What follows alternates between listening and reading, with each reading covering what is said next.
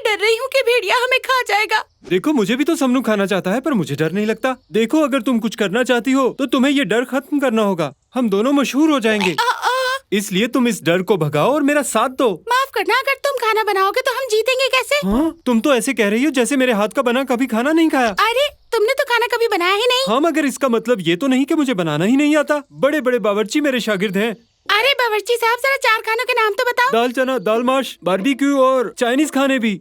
ठीक है, हमें कामों को बांटना होगा ताकि सही वक्त पर सही काम पूरा हो सके। हाँ भाई, ठीक कह रहे हो। ठीक है, कुकिंग मैं करूंगा और तुम मेरी मदद करना उसमें। सबसे पहले ये लिस्ट ले जाओ, ये चीजें खरीद कर लाओ। अगर वो किस लिए, कुकिंग मैं करूंगा और बाकी चीजों में तुम मेरी मदद करोगे, समझ गए? अरे नहीं यार, रिकॉर्डिंग मेरे घर पर है तो मुझे मालूम है कौन सी चीज कहाँ रखी है। जल्दी करो, वक्त कम है। इस बात का कुकिंग से क्या ताल्लुक है और ये रिकॉर्डिंग तुम्हारे घर पे क्यों है आखिर?